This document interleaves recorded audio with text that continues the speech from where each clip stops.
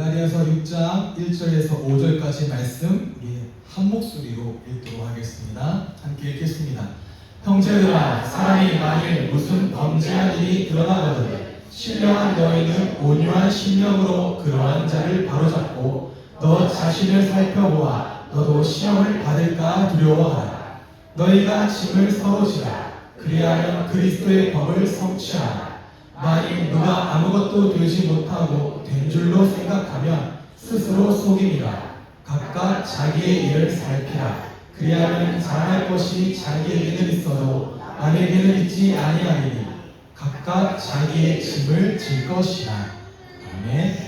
함께 읽은 말씀 가지고 그리스도의 법을 성취하라, 그리스도의 법을 성취하라라는 제목으로 갈라디아서 시리즈 6번째 말씀을 이 시간 함께 나누도록 하겠습니다.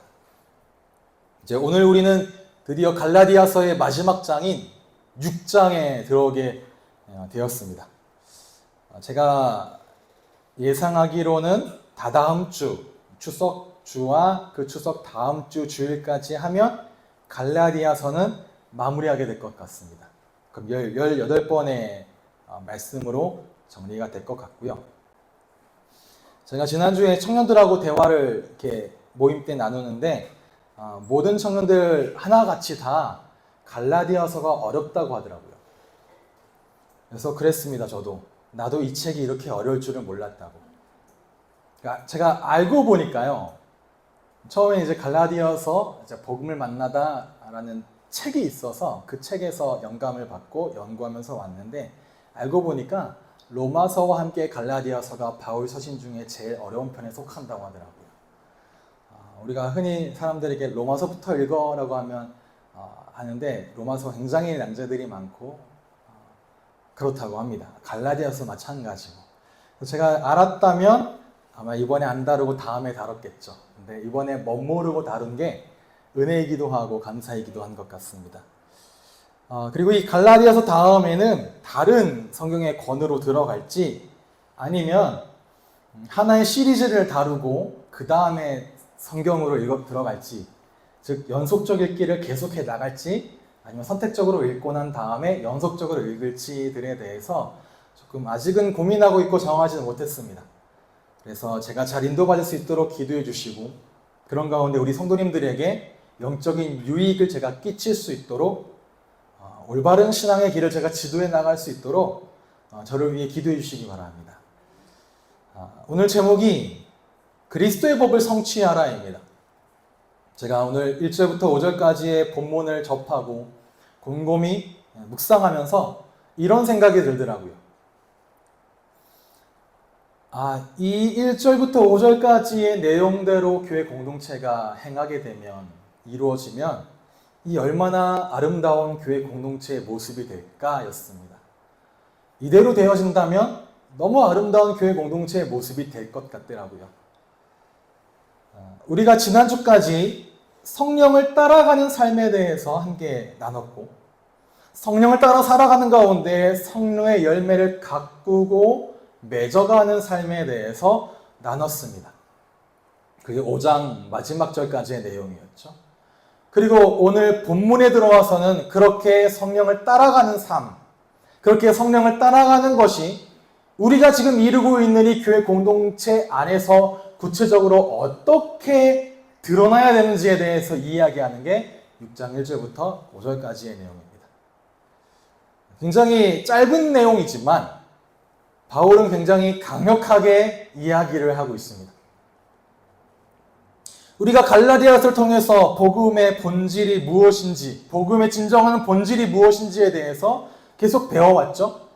제가 3가지로 정리해 보니까 첫 번째 하나님의 은혜, 그리고 그 은혜를 통해 우리에게 공급되어진 하나님의 자유하심, 자유케 하심, 그리고 그 은혜와 자유 안에 풍성이 드러나는 하나님의 사랑, 은혜와 자유와 사랑, 이 3가지이더라고요.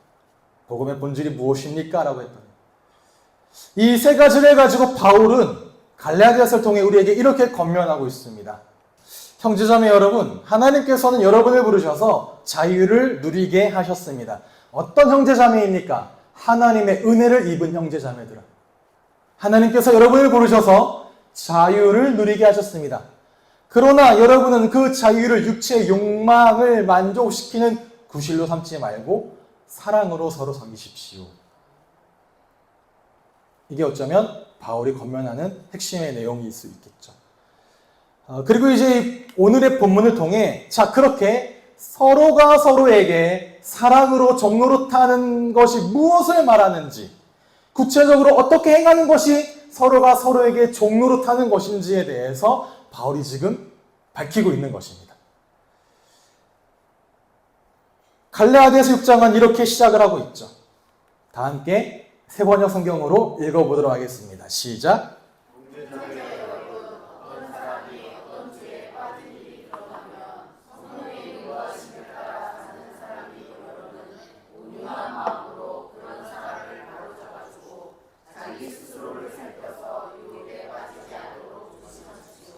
아멘. 여기서 바울은 13절과 앞서 본 5장 13절과 마찬가지로 6장 1절에서 형제자매 여러분이라고 갈라디아 성도를 지칭합니다. 우리가 보통 교회에 오면 다른 성도들을 뭐라고 부릅니까? 형제님, 자매님이라고 부르죠. 형제, 자매라고 부릅니다. 헬라어로는 형제면 아델포스고요. 복수형이기 때문에 아델포이라고 합니다. 아델포이. 이 형제, 아델포이, 형제들 아델포이라는 호칭은 신약의 서신들에서 자주 등장하는 호칭들이에요. 형제들아. 그렇다고 자매들은 낙심하지 마십시오. 이 안에 다 포함되어 있는 내용입니다. 그래서 세 번역에 오면 형제자매라고 번역을 새롭게 하고 있죠. 형제들아 라고 말하는데 이 형제들아라는 말은 아델포이라는 말은 한 자궁에서 나온 한 혈육을 보고 아델포스, 아델포이라고 말합니다. 하나의 자궁에서 나온 한 혈육이 바로 뭐다? 교회, 곧 성도들의 모임, 성도들의 공동체, 이것이 어떠한 곳인지를 아주 잘 드러내는 호칭이 바로 형제님, 자매님, 아델포이라는 거죠. 교회의 모든 지체, 저와 여러분들, 옆에 앉은 모든 성도들은 예수 그리스도 안에서 예수 그리스도를 통해 한 생명을 공급받아 함께 공유하고 있는 한 몸된 지체라는 겁니다. 하나 된 지체, 한 몸 된 지체, 한 몸 한 지체, 그리스도를 머리로 삼은 모든 교회는 한 몸, 우리는 한 지체, 한 몸, 하나라는 거죠. 그러니 아델포이라는 이 말에 저와 여러분 서로가 어떤 사이인지, 이 교회 공동체가 얼마나 서로 하나가 되어야 하는지에 대해서 강조하고 있는 그 의도가 담긴 표현인 거죠. 아델포이, 아델포스. 그러면 여러분 이런 의미를 담아서 앞뒤에 앉으신 분들에게, 남자분에겐 형제님, 여자분에겐 자매님, 엄마라 해도 자매님, 한번 상대방 불러보시기 바랍니다. 형제님, 자매님. 네, 그리스도 예수 안에서, 하나님 안에서 우리가 한 가족, 한 형제라는 의미죠. 그런 의미로 형제, 자매라 부르는 거예요. 자, 그런데 그렇게 형제, 자매가 모여진 교회 공동체 안에 오늘 말씀에 따르면 문제가 생겼습니다. 여러분, 교회라고 문제가 없을까요? 어쩌면 교회이기 때문에 문제가 더 많을 수 있습니다. 목사들이 모이면 문제 없을 것 같습니까? 목사들이 모이면 문제가 더 많습니다. 제가 이번 주에 노예 서기 목사님이랑 같이 식사를 하게 됐는데 참 많은 어려움과 문제를 겪으면서 목회를 하고 계시더라고요. 교회 안의 문제가 아니라 노예 안에 있는 문제 때문에. 너무 고생합니다라고 말씀드리고 또 저한테 너무 잘 대해주시고 잘 받아주셔서 감사의 마음을 표현했는데 목사들이 모이면 문제가 더 많더라고요. 그 가운데 진짜 여러 색깔과 여러 유익을 구하는 목사들이 모여 있어서 참 어렵습니다. 이 땅의 교회라고 표현하잖아요. 지상교회, 교회 공동체는 완전한 사람들이 모이는 곳이 아닙니다. 세상의 어떠한 클럽, 어떤 동호회, 향유회, 예전에 뭐 그런 것들 많이 했죠. 어떤 특정한 이상에만 들어가는 뭐 프레스티지 클럽처럼 어느 자격 이상, 어느 조건 이상의 사람들만 제한해서 받아들이지 않습니다. 그러니 흠이 많은 사람들이 모여져요. 그리고 소망을 잃어버린 사람들도 모여집니다. 절망한 자들이 모이는 곳이 교회이고 연약한 자들, 연약한 죄인들이 모이는 곳이 바로 교회예요. 그렇게 연약하고 소망을 잃어버리고 흠이 많고 죄가 많은 사람들이 모여서 예수 그리스도 안에 한 몸을 함께 이루는 겁니다. 그런 자들이 모여 서로 같은 생명을 공유하고 한 형제가 되어지고 에베소서 2장의 말씀처럼 모퉁이 돌 되신 예수와 함께 하나 되게 하신 성령 안에서 주가 지으신 성전이 되어 함께 서로를 함께 지어져 가는 것이 바로 교회라는 거죠. 그런 교회, 흠이 많고 죄도 많고 연약하고 그런 자들이 모여있는 가운데 그 중에 어떤 사람이 어떠한 죄에 빠진 일이 공동체에 드러나는 거예요. 여기서 말한 죄에 빠졌다. 죄란 여러분 잘 이해하실 게 의도적으로, 습관적으로, 악의적으로 하나님의 말씀을 거역한 죄를 말하는 것이 아닙니다. 의도적이지 않아요. 습관적이지 않다란 말이죠. 고의성이 없다라는 말입니다. 어쩌면 순간적인 실수나 순간적인 유혹이나 순간적인 판단의 선택에 잠시 무너진 사람을 말하는 것이 바로 죄예요. 여기서 순간적인 실수란 말씀드린 것처럼 고의성이 없다는 겁니다.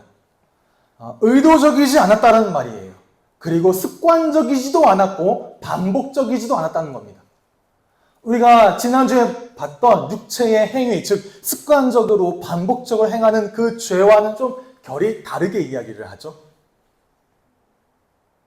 의도적이고 습관적이고 악의를 가지고 저지른 죄가 아니다. 순간적인 실수라 말하는데 그렇다고 실수라 이야기해서 우리가 말했던 습관적으로, 악의적으로, 의도적으로 범한 죄에 비해서 가벼운 거냐? 그렇지 않다라는 거예요. 그 모든 죄는 하나님 앞에서 모두 다 분명한 죄이고 그 죄에 대한 책임은 모두가 다 져야 됩니다. 의도적이든 의도적이지 않든 습관적이든 반복적이지 않든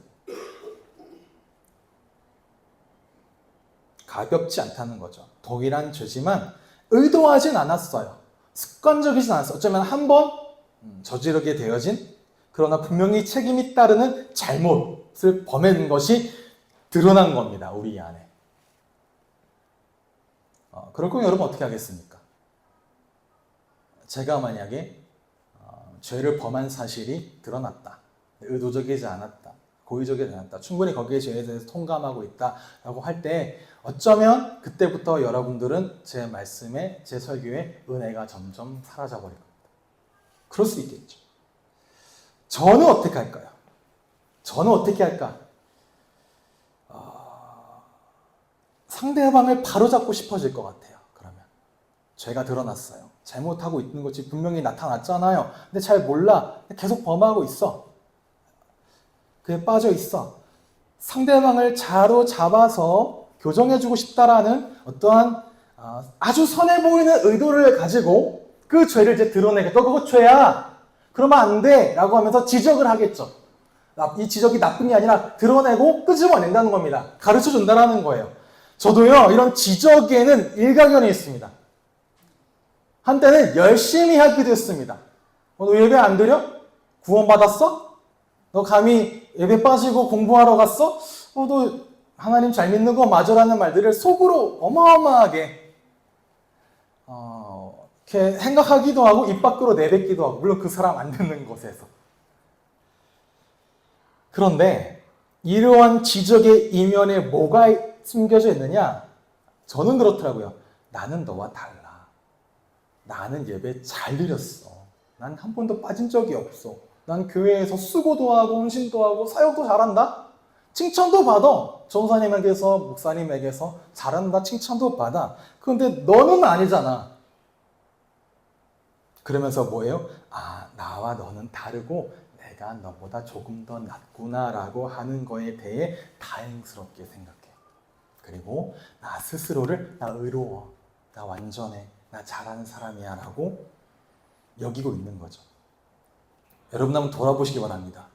공동체 안에 옆 사람에게, 우리 같은 교우들에게 문제가 드러났을 때 난 어떤지, 나는 너에 비해 선해, 나는 너에 비해 의로워, 나는 너에 비해 우월해.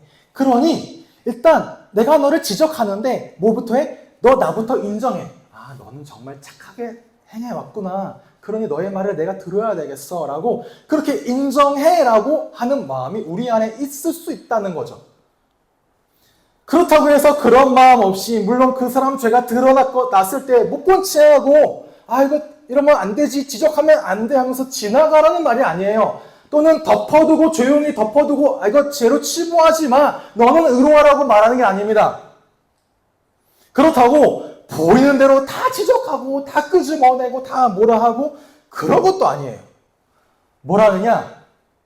드러나면 바로 잡아주라. 드러내고 바로 잡아주라라고 말합니다. 그럼 이게 바로 잡아주라는 말이 무엇입니까?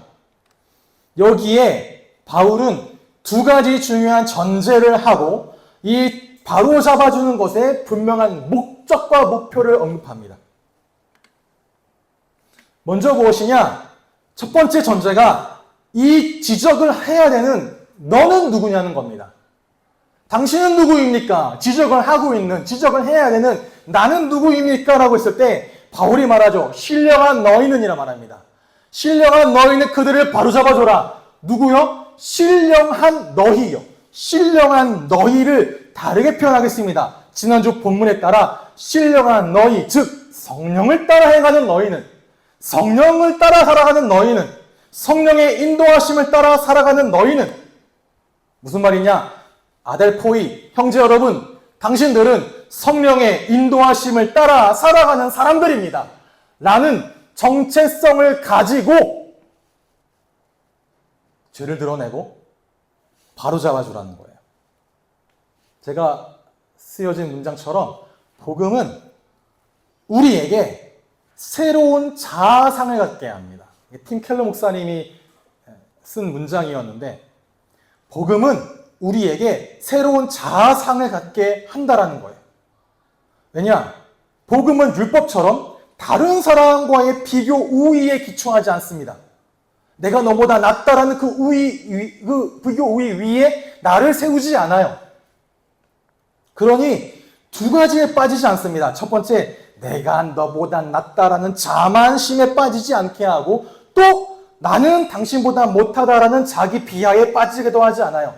자만과 비하에 빠지지 않게 않습니다. 자만과 비하에 빠지게 하는 건 뭐예요? 율법의 결과예요. 율법주의의 결과예요. 그러나 복음은 내가 너보다 낫다라고 여기는 자만이나 나는 당신보다 못한 존재라고 생각하는 자기 비하에서 우리를 건져내요. 그리고 자유롭게 하고 담대하게 하고 겸손하게 합니다. 담대하게 하고 겸손하게 합니다. 왜 겸손합니까?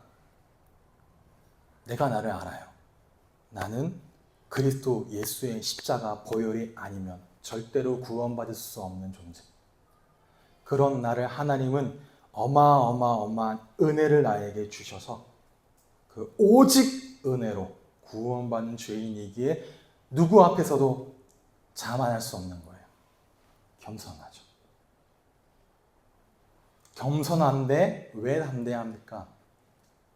나를 구원하신 하나님께서 나를 보시기에 너 죄 많아, 너 연약해, 너 흠이 있어, 너 그래 라고 바라보시는 것이 아니라 나를 너무나 사랑하시고 나를 너무나 가치 있게 여기시고 나를 존중하시는 겁니다. 누가? 하나님이.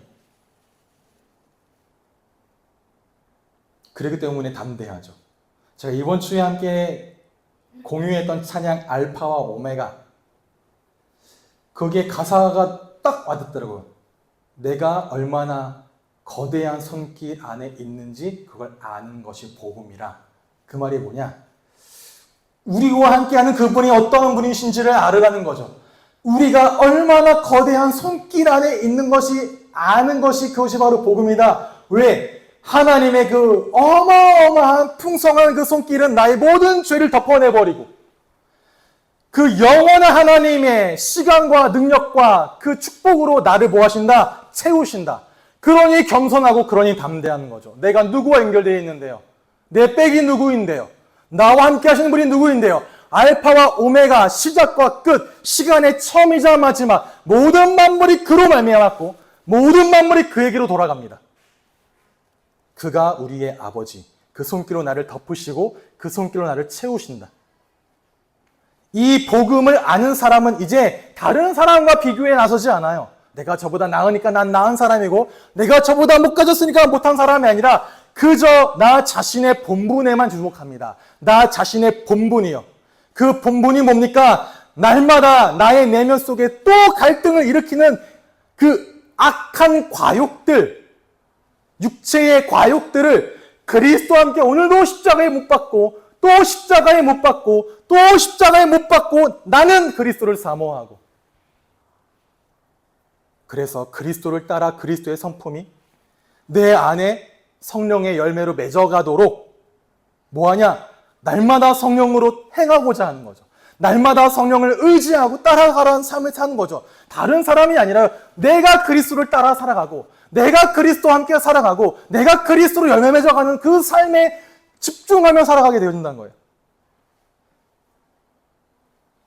그렇게 자아가 바뀝니다. 열매를 맺어가고 다른 사람에게 선행을 베풀고 온유하게 사랑하고 충성하고 절제하고 사랑과 기쁨과 화평을 누리고 그런 우리라는 거예요. 그런 너희, 형제들아, 그런 너희는 신령한 자들이야. 그런 너희, 그런 신령한 너희들이 이들을 바로잡아라. 무엇으로? 온유한 심령으로. 온유한 심령으로. 온유가 무엇이었습니까? 내게 쓸 수 있는 힘과 내게 쓸 수 있는 권리가 있지만 다른 사람의 유익을 위해 또는 나를 부르신 나의 주인의 유익을 위해 내 권리와 내 힘을 통제하는 겁니다. 그 심령으로 다른 사람의 유익을 위하는 심령으로 그 온유한 마음으로 그 온유한 마음은 어떻게 가능하냐? 나를 스스로 살펴서 유혹에 빠지지 않도록 조심할 때 가능하게 된다는 겁니다. 그래서 1절에 말씀하시잖아요. 너 자신을 살펴보아 너도 시험을 받을까 두려워하라. 아, 나도 시험에 들 수 있어. 나도 유혹에 빠질 수 있고 나도 범죄할 수 있어. 그러니 뭐 해집니까? 겸손해지고 온유하며 돕는 겁니다. 그런 마음, 온유한 마음으로, 신령한 너희는 온유한 마음으로 그런 자들을 바로잡아주라고 말합니다. 바로잡아줘라. 죄를 드러내. 그리고 알려. 그리고 도와줘. 그런데 그렇게 지적하는 분명한 목적이 있는 겁니다. 두 가지 전제가 있었죠. 신령한 너희는 온유한 심령으로 목적이 뭐예요? 바로잡아주라는 거예요. 바로잡아주다라는 말의 헬라어 단어는 카타르티조입니다. 카타르티조. 회복하다, 바로잡다, 원상태로 되돌리다라고 말하는데 의학적 용어예요. 정형외과적 용어입니다. 어긋난 뼈를 바로 맞추는 것 또는 뼈가 부러졌을 때 이거를 교정하는 것. 그 행위를 보고 카타르티조, 바로잡아주는 것. 뼈가 어긋났을 때 맞춰주고 바로잡아주고 끼워주고 하는 걸 보고 바로잡아준다라고 말하죠. 즉 원래의 상태로 되돌리는 거예요. 부러졌으니까 원래의 상태로 되돌릴 수 있도록 고정시키잖아요. 움직이면 계속 어긋나니까. 빠졌으니까 부착시켜주고 여기 잘 붙어있을 수 있도록 고정시켜주죠. 원래의 상태로 되돌리는 것. 어떤 원래의 상태요? 하나님이 이 땅에 인간, 즉 저와 여러분을 창조하신 그 모습 그대로 회복시키기 위해 그 사람의 죄를 드러내고 지적한다라는 거예요. 목적이 보면 회복시키기 위해. 이는 교회에서 진행되어지는 모든 권징과 치리에도 마찬가지로 적용이 됩니다. 언제 한번 여러분에게 권징과 치리에 대해서도 함께 나눌 시간이 있겠습니다만 이건 단순히 너 잘못했잖아. 그러니까 성찬하지 마. 예배 드리지 마. 교회 오지 마. 이렇게 얘기하는 게 아니에요. 단순히 그 사람을 꾸짖고 지적하는 것이 아니라 그 사람을 새롭게 세우기 위함이 교회의 권징의 목적입니다. 그러니 마태복음 18장에 그러잖아요. 처음에 너 혼자 찾아가서 건면해. 그러지 않으니 두세 사람이 함께 가서 건면해라. 그러지 않으니 그럼 교회의 이름으로 가서 건면해라. 그래도 되돌리지 않으면 너가 땅에서 맨 그것이 하늘에서 맬 거야. 교회의 권위. 그 권위는 그 사람을 세우기 위함이죠. 그래서 어떤 교회에서는 예를 들어 치리를 합니다. 뭔가 그 사람에게 죄가 드러나고 문제가 생겼을 때 치리를 하죠. 그 치리 이후에 그냥 내버려 두고 알아서 하라고 하지 않고 그 교회 담임 목사님이 그 치리당한 대상과 함께 매주마다 만나서 말씀을 나누고 성경을 공부한다고 하더라고요. 왜냐? 그래야 내가 왜 치리당했는지를 알고 내가 어떤 부분을 교정하여 바로잡아야 되는지를 바로 보게 되고 회복해 되어지는 과정을 반드시 둔다라는 거예요. 회복. 어떻게 회복시킵니까, 그러면요? 저는 태어나서 한 번도 골절을 당해본 적은 없습니다.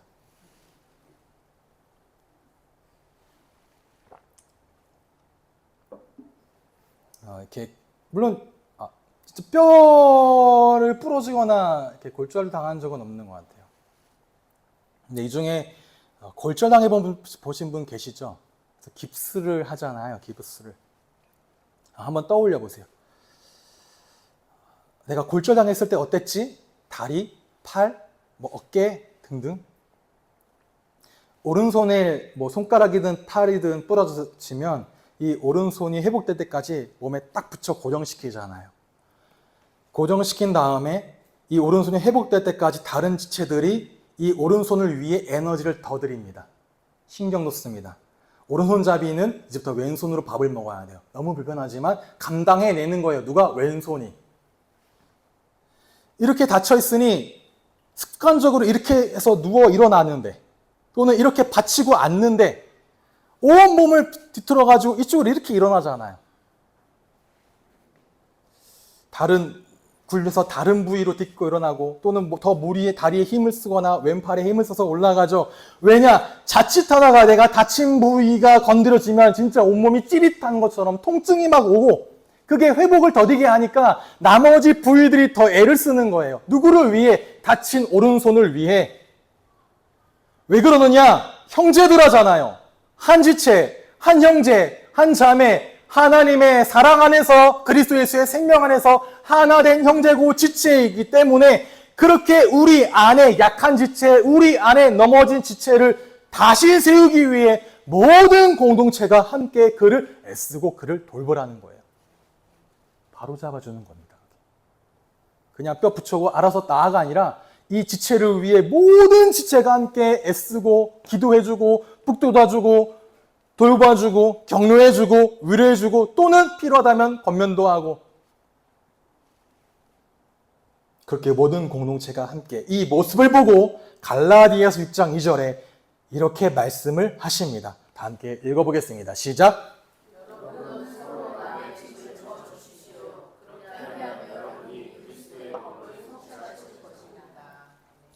아름다운 교회 공동체는 다른 사람의 짐을 기꺼이 지는 공동체예요. 다른 사람의 짐을 지려면 어떻게 해야 됩니까? 서로에게 다가가야 되겠죠. 이 사람 무거운 짐을 지고 있는데 가까이 가기 싫어서 이렇게 받치고 가는 건 지고 있는 거 아니잖아요. 도움도 안 됩니다. 멀찌감치 떨어져서 지려면 상대방에게 도움도 안 되고 나도 힘들고 그런데 짐을 지고 있는 사람을 도우려면 그 사람 가까이 붙어서 함께 지고 가는 거예요. 함께 들고 가는 거죠. 함께 붙잡고 가는 거죠. 사실상 뭐냐? 그 사람의 입장이 되는 겁니다. 그 사람의 상황이 되는 거예요. 그리고 내 힘을 들여서 그 짐을 떠받들어 주는 거죠. 그래야 무게가 온전히 나눠지지 않아요? 그래요. 우리 교회 공동체 안에 연약한 자도 있고 또는 지금 처한 상황이 어려워진 사람이 있을 수 있습니다. 또는 낙심한 사람이 생길 수도 있고 또 앞으로 낙심에 빠진 상처를 입은 사람들이 우리 교회로 나오게 될 수도 있습니다. 그때 어떻게 하는 거냐? 가까이 다가서라는 거예요. 가까이 다가선다는 건 그 사람의 입장과 상황을 이해하고 경청하고 들어주고 그 다음에 영적으로도 정서적으로도 물리적으로도 그 사람의 짐을 분담해 주는 것. 왜 그래야 됩니까? 공동체가요.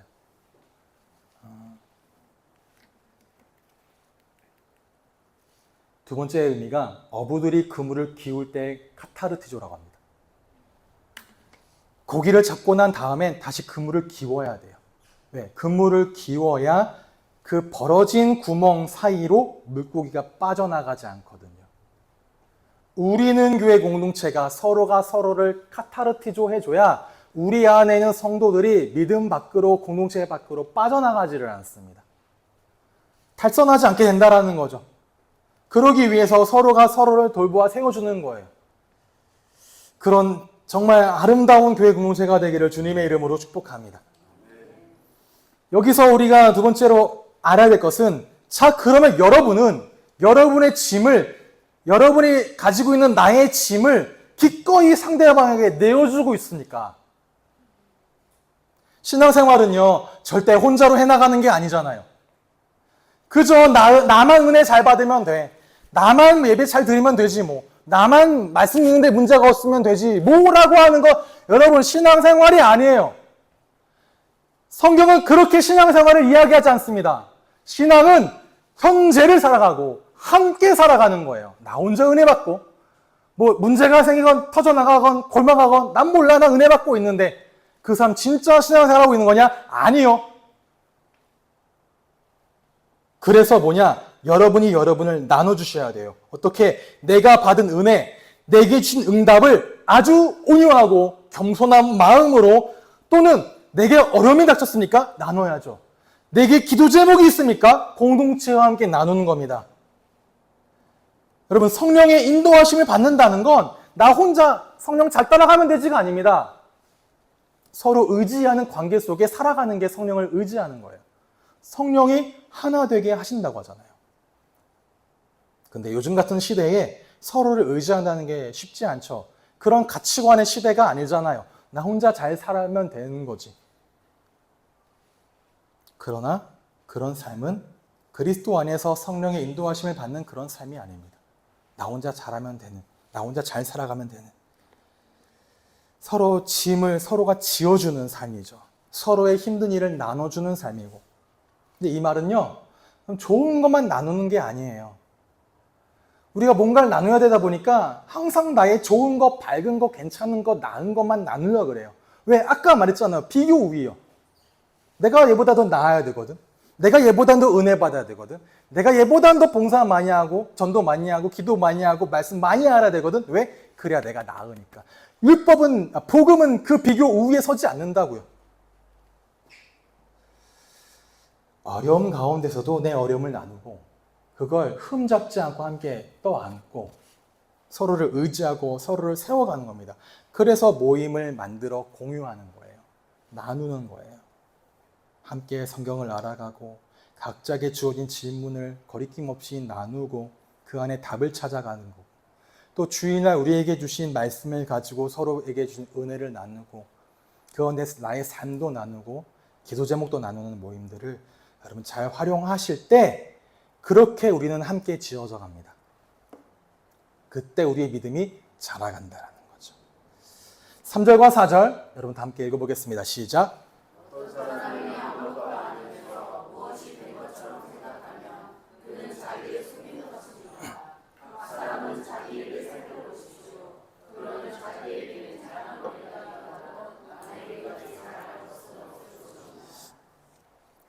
아멘. 여기서 말하는 바울은 뭘 말하냐? 자기 기만입니다. 다른 사람의 짐을 지어질 때 내 의를 드러내거나 또는 내가 너보다 나으니까 나는 너를 그냥 도와주는 거지 같은 위치가 아니야 라고 이야기하는 교만은 다보다 나 자신을 속이는 기만이다. 그러니까 하나님 앞에서 나의 삶을 검증해 보세요. 그럼 내게 주신 은혜를 바라보게 되고 그 은혜에 족하게 되어 있습니다. 그러면 그 은혜를 바라보면 나를 나눠주지 않을 이유가 없어요. 내게 아니거든요. 내가 한 게 아니거든요. 하나님이 하신 거니 하나님을 드러내는 거죠. 또 다른 사람의 짐을 지지 않을 이유도 없습니다. 왜? 나의 자랑은 내게 있는 것이 아니라 하나님으로 주어지는 고유한 것이거든요. 정말 이런 은혜가 여러분 모두에게 항상 있기를 바랍니다. 나 혼자만 잘 살면 되지 뭐, 나만 잘하면 되지 뭐가 아니라는 거예요. 어떻게 해야 되냐? 여러분이 가 있는 한 주간 가게 될 모든 자리에서 하나님이 맡기신 모든 땅에서 나는 다른 사람의 짐을 기꺼이 지고 그 사람을 세워주는 겁니다. 나 혼자 살지 않아요, 우리는요. 그의 공동체만이 아니라 이 땅 가운데 임한 하나님 나라 안에서도 상대방을, 저 사람을, 그 사람을 돕고 세우고 그 사람이 누구에게 나아갈 수 있도록 하나님께로 나아갈 수 있도록 도와주는 것. 복음을 말하고 전하는 것. 당연하겠죠. 이렇게 서로의 짐을 지어주고 서로의 죄를 바로잡아주는 것이 어쩌면 내 짐 얘한테 맡기면 되니까 무책임하게 보입니까? 타인을 의존하는 것처럼 보여집니까? 그래서 바울이 그게 아님을 선포합니다. 사람은 각각 자기의 몫의 짐을 져야 합니다라고. 즉 내가 당연히 해야 될 일을 다른 사람에게 당연하게 떠넘기게 아니라는 거죠. 내 몫의 짐이 있고 내 몫의 짐은 내가 져야 된다라는 거예요. 아니 목사님 아까는 서로 짐을 나눠지라고 하잖아요. 근데 여기서는 왜 내 몫의 짐이 또 있다고 합니까? 라고 물어보시면 모순되지 않습니까? 라고 물어보면 네, 모순되지 않습니다. 왜냐? 2절에서 말하는 짐은 바레인데 이 바레는 나 혼자 들기 무거운 수화물을 말해요. 큰 무거운 짐, 바레. 그거는 뭐에? 나눠지라는 거죠. 그러니 서로 같이 지지 않으면 못 끌고 와요. 뒤처진다는 겁니다. 그 짐을 진 사람은. 그런데 5절에서 짐으로 번역된 헬라어는 다릅니다. 포르티온이라고 하는데 이거는 개인이 메고 다니는 정도의 배낭이에요. 가벼운 배낭. 등산 갈 때 또는 군인들이 행군할 때 지고 가는 그 배낭. 마치 병사에게 맞게 지급되어지는 물자들이 있다는 거죠. 너 이거 지고 가야 돼. 하나님께서 그렇듯 각자에게 맡기신 책임이 있고 사명이 있고 삶이 있다는 겁니다. 훈련이 있고. 그래서 마태복음 11장 30절에 보면 예수님이 수고하고 무거운 짐진 자들아 나에게 와라. 나는 온유하고 겸손하니 너의 짐을 나에게 맡기면 나는 너에게 나의 멍에를 지는데 나의 멍에는 뭐하고요? 쉽고 나의 짐은 뭐하다? 가볍다. 거기서 말하는 그 짐이 포르티온이에요. 내 배낭. 근데 와, 그 가벼운 짐마저도 예수님은 함께 지시겠답니다. 그니 위로하고 힘을 주는 거죠. 그럼 나에게 주어지는 배낭, 이 포르티온이 뭡니까? 내가 감당해야 될 자리가 이 공동체 안에 있다라는 거예요. 내게 주어지는 역할이 이 공동체 안에 있다는 겁니다. 이 공동체 안에서 내게 부여되어지는 사명이 나에게 있다는 겁니다. 나에게 맡긴 책임이 있습니다. 역할과 자리와 사명과 책임이 있는데 하나님 나에게 맡기셨으니 우리는 마지막 날에 하나님께 설명해야 돼요. 종아, 내가 너에게 5달란트를 맡겼는데 어떻게 했니? 내가 너에게 2달란트를 맡겼는데 어떻게 했니? 내가 너에게 1달란트를 맡겼는데 어떻게 했니? 거기에 대해 우리는 개인의 종말에 하나님 앞에 서야 됩니다. 이걸 위해 역경도 주시고 기회도 주시고 재능도 주시고 약한 점도 주시고 이걸 내가 지고 가야 될 짐이다. 어떻게 이걸 통해 나의 신앙을 성장시키는 것, 이걸 통해 주어진 말씀을 묵상하는 것, 이걸 통해 기도의 자리로 들어가는 것, 이걸 통해 순종하고 헌신하고 전하는 삶들이 나에게 주어진다는 거예요. 그게 나의 책임이라고요. 그러므로 각자에게 주어진 특유한 시련들이 다르고 각자에게 주어진 의무가 다르고 사명이 다릅니다. 거기에 나는 순종하는 겁니다. 그리고 나의 짐을 하나님이 기뻐하시는 방식으로 나는 지고 가는 거예요. 누구와 함께? 공동체와 함께. 그렇게 여러분 자기에게 맡겨진 자신의 몫을 책임지고 질 때 공동체가 세워지죠. 목사는 목사의 책임과 역할이 있습니다. 성도는 성도의 책임과 역할과 사명이 있고, 저에게는 말씀과 기도에 전념하고 맡겨진 주님의 양떼를 잘 목양할 책임과 사명이 있죠. 그걸 각자에게 맡겨진 짐을 함께 내가 질 때, 그 무거운 짐은 서로 질 때 그 전체가 움직여가는 거예요. 공동체잖아요. 이를 감당하시기를 주님의 이름으로 축복합니다. 결론적으로 6장 2절을 보면 이렇게 되어 있습니다. 그리스도의 법을 성취하라. 오늘 제목이죠.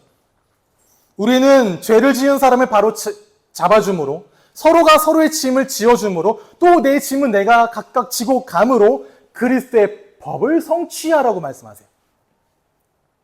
사실 이 문장이 오늘 본문의 핵심이고 주제이죠.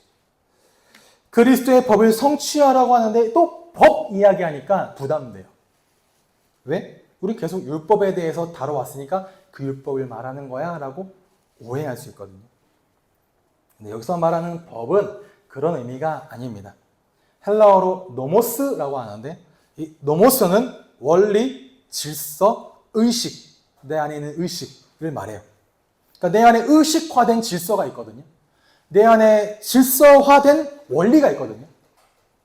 그걸 보고 법이라 말합니다. 여러분, 다 나름대로의 원리와 질서가 있고 내가 의식화되어진 것들이 있잖아요.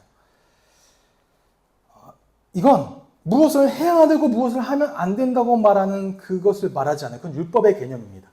노모스와는 달라요.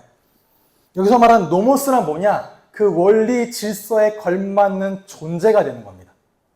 다시 말하면 어떠한 존재가 되는 거예요. 이걸 보고 노모스라 말합니다. 난 이러한 사람이 되겠어. 난 성실한 사람이 되겠어 라고 말하는 원리, 기준, 의식, 거기에 맞게 살아가는 것. 어떠한 존재가 되는 걸 말하는 거냐면 어떠한 존재가 되는 법이냐? 오늘 설교 초반에 드린 말씀을 기억하시죠? 우리의 자아상이 바뀌었다고요. 형제들아, 너희는 이제 성령을 따라 행하는 사람들이야. 즉 우리 안에 복음으로 주어진 새로운 자아상이 있는데 그 새로운 자아상에 걸맞게 살아가는 존재가 되는 것을 말합니다.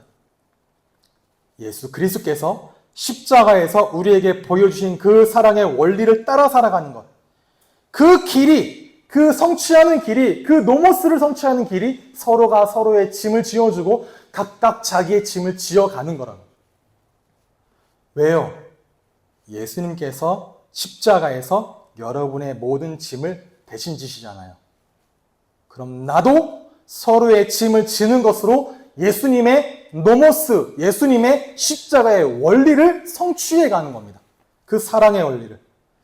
그리고 예수님께서 십자가에서 자기 자신에게 부여된 모든 사명과 책임과 의무를 다하여 순종하시잖아요. 그랬듯 우리도 우리에게 지어진 짐을 기꺼이 지는 것으로 하나님께 순종하고 하나님을 기쁘시게 하는 것이 바로 그리스도의 노모스를 성취하는 것. 그렇게 그리스도의 법을 이루어가라, 성취해가라 라고 합니다. 이 성취하라, 아나플레로를 여러분 또 오해하지 않을게, 내가 뭔가를 행해서 포인트를 쌓는 것을 생각하지 마세요. 그게 아니라고 말씀드렸죠. 어떤 업적을 쌓아서 결과를 만들어내는 것이 아니라 그리스도 예수께서 십자가에서 다 이루신 그 결과를 우리는 날마다 확인하고 날마다 바라보고 그 속으로 계속 들어가는 겁니다.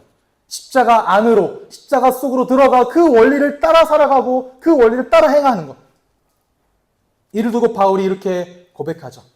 이제 나는 여러분을 위하여 고난을 받는 것을 기쁘게 여깁니다. 어떤 고난이요? 예수님이 나에게 십자가를 지고 그리스도의 길을 따라가는 그 고난, 그리스도의 남은 고난이 있다는 겁니다. 남은 고난을 그분의 몸된 교회를 위하여 내 육신으로 채워간다. 이게 바로 성취하다는 겁니다. 이 말은 예수 그리스도께서 앞서 걸어가셨던 그 원리, 그 질서, 사랑의 원리, 십자가의 원리를 따라 살아가는 겁니다. 방법이 아니에요.